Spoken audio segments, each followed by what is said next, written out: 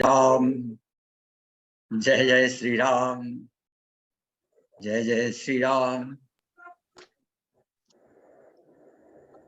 आदरणीय श्री रघुनंदन जी, कार्याध्यक्ष तुलसी मानस प्रतिष्ठान, आदरणीय गुप्ता जी, यूएस ह्यूस्टन रामचरित भवन, और हमारे रावत जी संपादक तुलसी मानस भारती, द्विवेदी जी, इसमें करीब 30 लोग हैं जो सामने दिख पा रहे हैं। मलिक जी, राम मलिक जी, सरिता श्रीवास्तव जी दिख रही हैं। आप सभी को नमस्कार। जब इस विषय के संबंध में बात चली थी तो मैंने अपने लिए अवधारित किया था तुलसी की जीवन यात्रा के अंतः साक्ष्य। इसका कारण ये था कि हमारे पास एक बड़ी सामग्री आई हुई है, एक बड़ी बृहत पांडुलिपि ये आई हुई है, और इस पर ये ओरछा नरेश जो थे, वीर सिंह जुदेव, उन्होंने 1945 में काम कराया था। ओरछा राज्य से हमारा जन्मना संबंध है। ओरछा राज्य की प्रजा में से मैं हूँ। भगवान राम राजा की अयोध्या से गणेश कुमारी रानी लाई थी, और ठीक उसी दिन जिस दिन तुलसीदास जी रामायण लिख रहे थे अयोध्या में, संवत 1631 में नवमी भवंबार को, उसी दिन राम राजा की स्थापना ओरछा में हुई थी।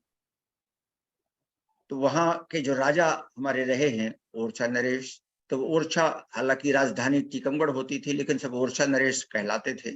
और राम वास्तविक राजा थे, और ये जो राजा थे उनके अनुगत, उनके सेवक के रूप में राजकारी किया करते थे। तो बहुत बड़ा एक बृहत कार्य कराया, और ये हमारे बहुत से पृष्ठ हैं, करीब 2000 पृष्ठों का काम कराया उन्होंने।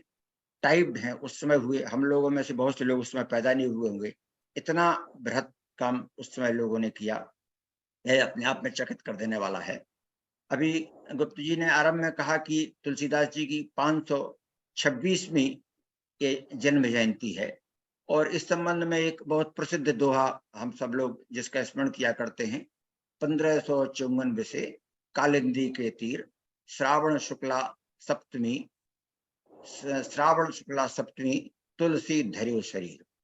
इसका एक और पाठ भेद आता है। अभी जब हमारे यहाँ मंदाकिनी जी की रामायण की कथा मानस भवन में आरंभ हो रही थी, 19 तारीख से 23 तारीख तक चली, तुलसी जयंती तक चली, तब हमारे शर्मा जी ने कहा इस संबंध में कुछ स्थितियां स्पष्ट की जानी चाहिए, क्योंकि कुछ जगह तो ये कहा जाता है श्रावण कृष्णा तीज शनि तुलसी धर्यो शरीर, और कुछ जगह यह कहा जाता है श्रावण शुक्ला सप्तमी तुलसी तजो शरीर। तो इसके लिए फिर हमने कुछ शोध किया, और ये जो सामग्री थी इस पर भी विचार किया। यहाँ तक कि गुप्ता जी एआई से भी मैंने पूछा कि उसमें तुलसी श्रावण शुक्ला सप्तमी को क्या शनि था, कौन सा दिवस था? तो उन्होंने एआई ने बताया, ज्योतिष से शोध करके, नहीं उस दिन बुधवार था, और श्रावण कृष्णा तीज शनि, इस दिन शनिवार था। लेकिन इसमें हमारे पास ये जो सामग्री आई हुई है, इसको हमने अपनी तुलसी मानस भारती में क्रमिक रूप से इसे छाप रहे हैं, और बड़े संदर्भ सुलभ है हमारे सामने। तो इनको लेकर के बड़े संक्षेप में हम अपनी बात कह देते, हमारे पास और कहने को कुछ नहीं है। लेकिन इसमें ऐसी कुछ सूचनाएं मिलेंगी, ऐसी कुछ जानकारियां मिलेंगी, आप सब लोगों को बहुत प्रीतिकर लगेंगी, बहुत, क्योंकि इनके बारे में हमको जानना चाहिए। ये जो ये लोकनाथ द्विवेदी सलाहकारी थे, एक बड़े साहित्यकार थे, और टीकमगढ़ के राजा महाराज वीर सिंह जुदेव ने, इन्होंने ये काम उनको सौंपा हुआ था। वो स्वयं बड़े भक्त कोटि के थे, क्योंकि उसमें राजा की परंपरा में सब राम भक्त रहे हैं, और उन्होंने कहा था, तो बहुत बड़ी भारी परियोजना उन्होंने बनाई थी। तो इसके अंतर्गत उन्होंने ये जो लिखी है, तो इसको हम धारावाहिक रूप से अपने छाप रहे हैं, 500 अंकों में छापा है। तो कुछ अंश उसके जहां तहां जो महत्वपूर्ण है हमने अंडरलाइन किए हैं, तो समय की सीमा को देखते हुए तो उनके आधार पर आपको सूचना देना चाहते हैं, बताना चाहते हैं। तो सबसे पहले तो उन्होंने ये कहा कि तुलसीदास जी ने जैसा कि अपनी कवितावली में कहा है, अपने समय, अपने काल के संबंध में बड़ा सम्यक विवरण दिया है। उसमें उन्होंने कहा है कवितावली में, खेती न किसान को, भिखारी को न भीख बलि, वणिक को वनिज न चाकर को चाकरी, जीव का विहीन लोग सीध्यमान सोच बस, कहें एकन सो कहाँ जाए काकरी। उस समय जो हमारी सामाजिक स्थिति थी, बड़ी दुर्वस्था थी लोगों की, जीवन यापन भी बहुत कठिन था और मुगल शासन चल रहा था। तो उसमें मन यहाँ तक कि कह दिया तुलसीदास जी ने, इतनी खराब स्थिति थी, ऊंचे नीचे कर्म धर्म अधर्म कर, पेट ही को पचत बेचत बेटा बेट की। ये तक स्थिति थी कि अपना बेटा और बेटी को भी बेचने की स्थिति लोगों की आ जाती थी। ऐसे समय में तुलसीदास जी ने जन्म लिया। उसमें यहाँ तक उन्होंने कहा कि कहा कैसे कैसे लोग नहीं हैं, गारी देत नीव Harichand who Dadhich who co, जो हरिचंद दधीच को गाली देते हैं, आपने चना चबाए हाथ चाटिए थे। ऐसे लोग कुछ ऐसे भी थे वाचाल किस्म के, और जो अपनी अपनी ही बात हाँकते रहते थे, तो अपनी अपनी अपने लिए दुकान चलाते रहते थे, दुकान चलाते थे, हाथ बाटिए थे। महा आप महापात की हसत हरि हरहु की, स्वयं तो महापापी हैं लेकिन विष्णु और शंकर जी पर हंसते हैं।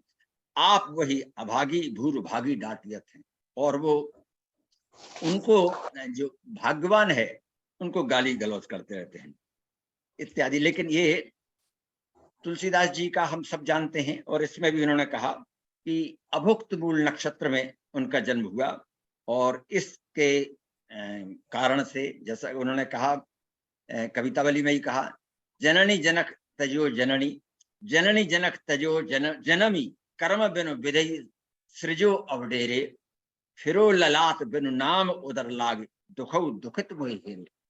बिना नाम के बालक, कोई नाम, बाद में जो राम बोला नाम था, तो उन लोगों ने कहा कि भैया ये कुछ राम बोलता है बच्चा, चलो उसको राम बोला कर दो।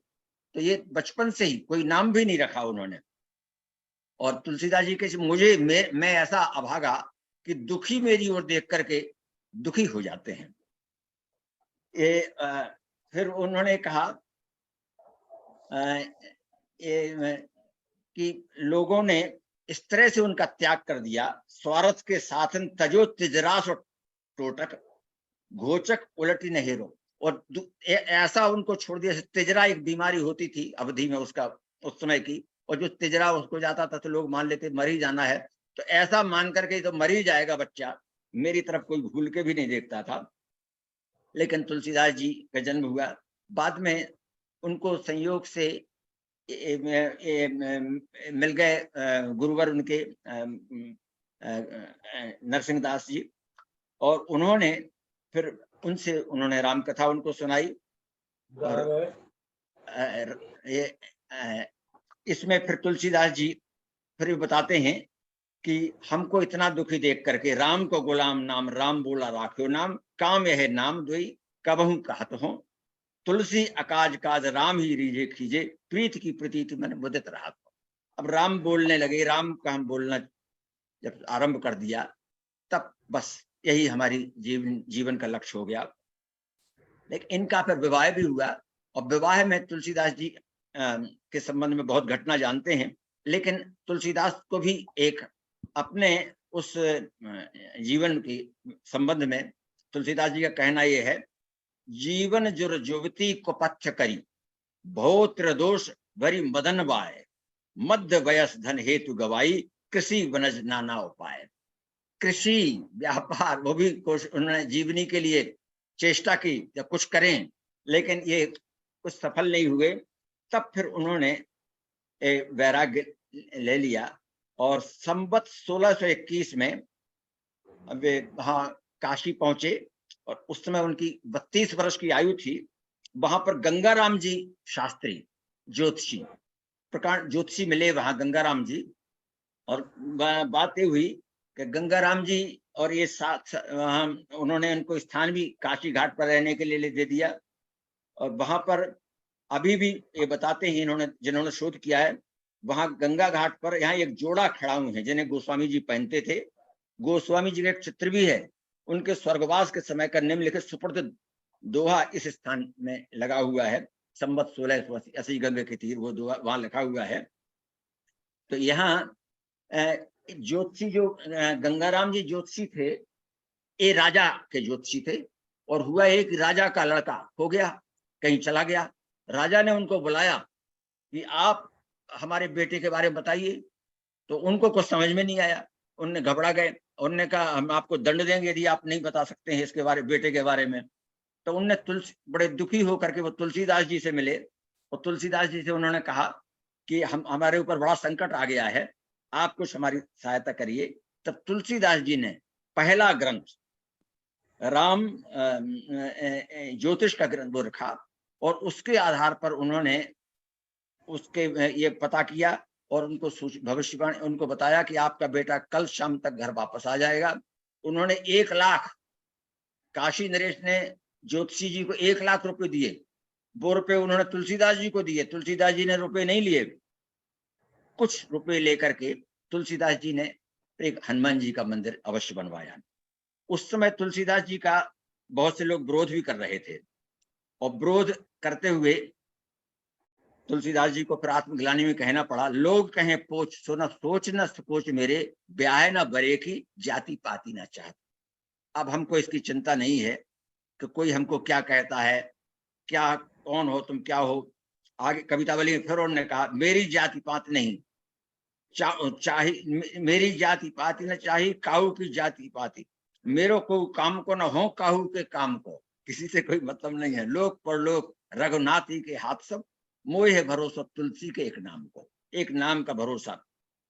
और एक बड़ा सुंदर एक पद है उनका, एक इसको देख करके लोग बताते हैं, विचारक बताते हैं, धूत कहो रजपूत कहो, धूत कहो अवधूत कहो रजपूत कहो। इसको देख करके बताते हैं बड़ा व्यक्तित्व था।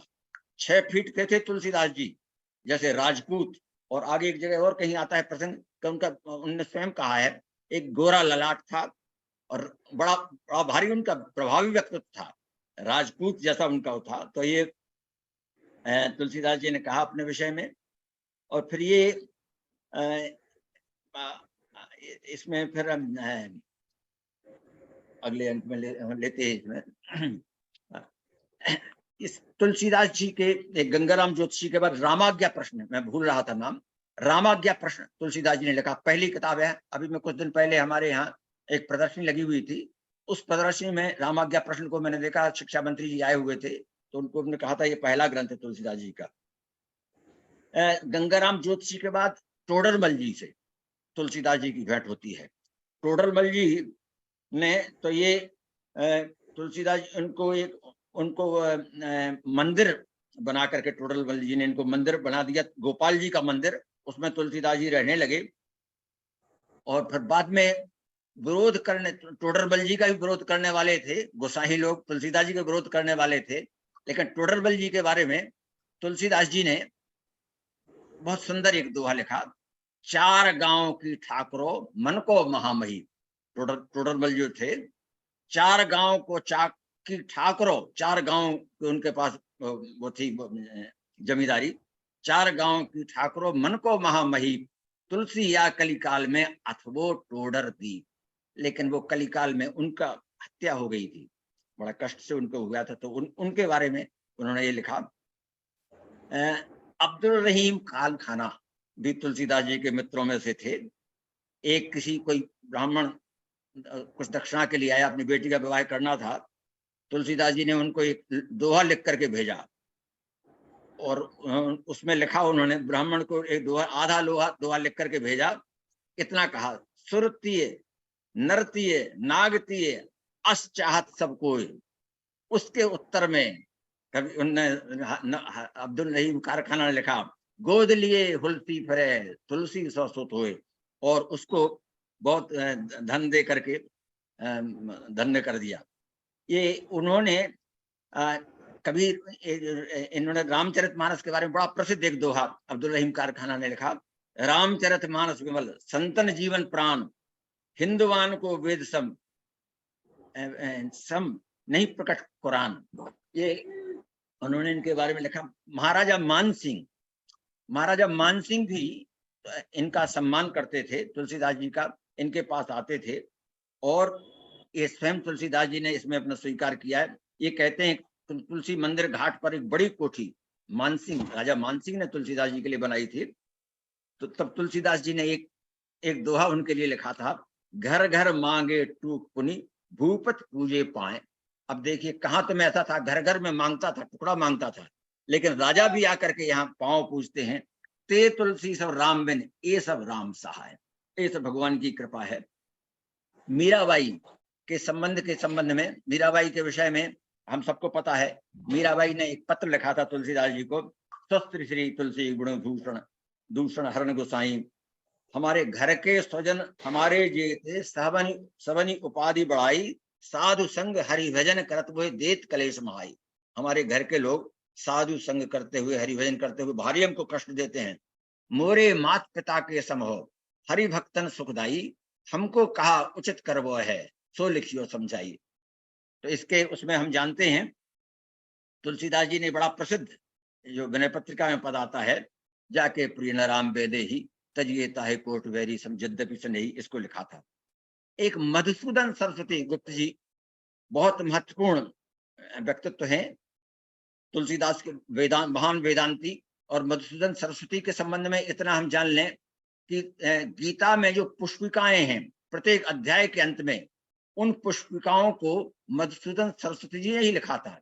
और जब सब ब्राह्मण मिलकर के तुलसी का विरोध करने लगे वहां, तो मधुसूदन सरस्वती को ही सब विद्वानों ने निर्णायक बनाया, और मधुसूदन सरस्वती जी ने उस निर्णायक बनते हुए तुलसीदास जी के संबंध में एक बड़ा प्रसिद्ध श्लोक लिखा रामचरितमानस के बारे में।